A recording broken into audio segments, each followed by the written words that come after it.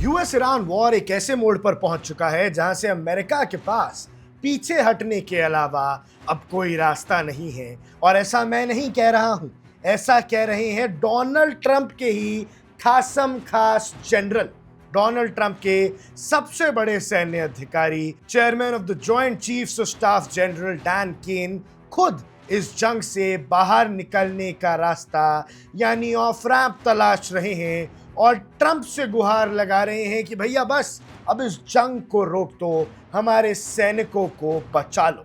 अब सबसे बड़ा सवाल यह है, क्या अमेरिकन एयर पावर और मिसाइल स्ट्राइक्स की सीमाएं अब दुनिया के सबसे ताकतवर देश को बैकफुट पर धकेल रही हैं? दर्शकों, आज हम बात कर रहे हैं वॉशिंगटन के गलियारों और पेंटागन के सबसे संवेदनशील कमरों में चल रही उस खलबली की जिसने अमेरिका की मिलिट्री स्ट्रैटेजिस्ट की नींदें उड़ा दी हैं। एक तरफ प्रेसिडेंट डोनाल्ड ट्रंप की सख्त बयानबाजी है तो दूसरी तरफ उनकी अपनी ही नेशनल सिक्योरिटी टीम के अंदर से एक बेहद गंभीर चेतावनी सामने आई।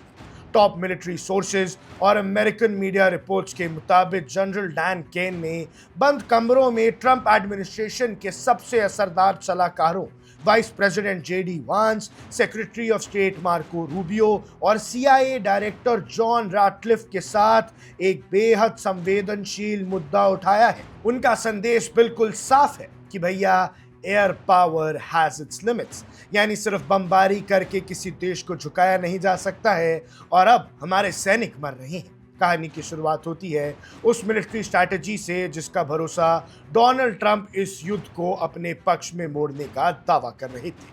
ट्रंप का हमेशा से मानना रहा है कि यूएस एयरफोर्स की विनाशकारी क्षमता ही तेहरान को टेबल पर लाकर समझौते के लिए मजबूर कर देगी। वो जमीन पर अमेरिकी सैनिकों को उतारने यानी ग्राउंड इन्वेजन के खिलाफ रहे हैं, बस हवा से हमला करना चाहते हैं। लेकिन पेंटागन के अंदर चल रही बैठकों में स्ट्रैटेजी की धज्जियां उड़ रही हैं। जनरल केन और कई सीनियर कमांडर्स का मानना है कि सिर्फ हवाई हमलों से ना तो ईरान का इरादा टूटेगा और ना ही वॉशिंगटन के पॉलिटिकल ऑब्जेक्टिव्स पूरे होंगे। जब जुलाई के अंत में अमेरिका ने ईरान पर एक और बड़े विनाशकारी हमले की योजना बनाई थी तो यही जनरल केन थे जिन्होंने इसका गंभीर नतीजों से आगाह कर दिया था। लेकिन सवाल यह है कि दुनिया की सबसे बड़ी सैन्य शक्ति के सामने अचानक ये संकट क्यों खड़ा हो गया है? इसके पीछे तीन मुख्य कारण हैं। पहला कारण है हथियारों और मिसाइल्स का घटता स्टॉक। महीनों से चल रहे एयर कैंपेन्स ने अमेरिका के हाई एंड म्यूनिशंस यानी एडवांस्ड प्रेसिजन म्यूनिशंस और एयर डिफेंस इंटरसेप्टर मिसाइल्स जैसे पेट्रियट और स्टैंडर्ड मिसाइल्स के भंडार पर गहरा असर डाला है। युद्ध अगर लंबा खिंचता है तो अमेरिका के पास अपने खुद के और एलाइज के बचाव के लिए मिसाइल्स कम पड़ती नजर आ रही है। दूसरा कारण है गल्फ कंट्रीज का डर। जब ट्रंप ने ईरान के एनर्जी इंफ्रास्ट्रक्चर पर हमला करने का विचार संग बनाया तो सऊदी अरेबिया और अन्य गल्फ कंट्रीज ने खड़ा एतराज जता दिया। उन्होंने साफ लफ्जों में वॉशिंगटन को चेतावनी दी कि अगर अमेरिका ने ईरान के ऑयल इंस्टॉलेशंस पर हमला किया तो ईरान जवाबी कार्रवाई में गल्फ कंट्रीज की रिफाइनरीज और एनर्जी नेटवर्क को तबाह कर देगा और इससे ग्लोबल ऑयल मार्केट क्रैश हो जाएगी और रीजनल वॉर शुरू हो जाएगी। तीसरा कारण है ईरान की जवाबी हमला करने की क्षमता।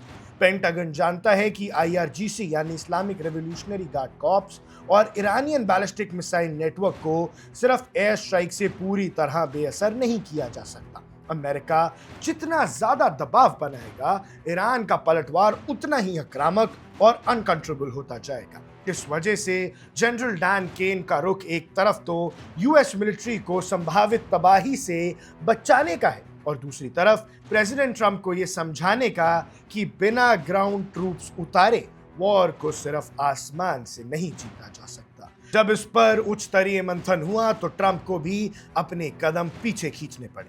हालांकि सार्वजनिक रूप से ट्रंप अभी भी कड़ा रुख दिखा रहे हैं और ये दावा कर रहे हैं कि बातचीत में प्रगति हो रही है और स्ट्रेट ऑफ होर्मुज का विवाद जल्द सुलझ सकता है।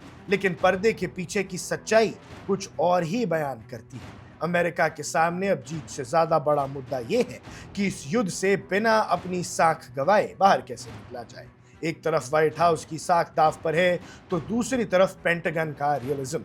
क्या डोनाल्ड ट्रंप अपने जनरल की सलाह मानकर किसी डिप्लोमेटिक ऑफ रैम्प का रास्ता चुनेंगे, इस जंग में पीठ दिखा के भाग जाएंगे, या फिर अमेरिका एक ऐसे अनचाहे और लंबे संघर्ष में फंस जाएगा जहां से निकलना नामुमकिन है? आने वाले दिन ना केवल मिडिल ईस्ट का नक्शा तय करेंगे, बल्कि ये भी तय करेंगे कि क्या वास्तव में अमेरिकन एयर पावर की सीमाओं ने वॉशिंगटन के पंख काट दिए हैं, और क्या अब ट्रंप के खुद के सैनिक, मेजर, जनरल सब ये कह रहे हैं कि भैया हमें इस जंग से बाहर निकाल लो, इस जंग को खत्म करो, या तो आर करो या पार करो, लेकिन इस तरह से हमें मुसीबत में डाल के दुनिया भर के सामने जलील मत हो। ऐसे में जो भी आपकी राय है, जो भी आपको लगता है, हमें कमेंट सेक्शन में जरूर बताइएगा। आप देख रहे हैं वन इंडिया, मैं हूं आकुश कौशिक।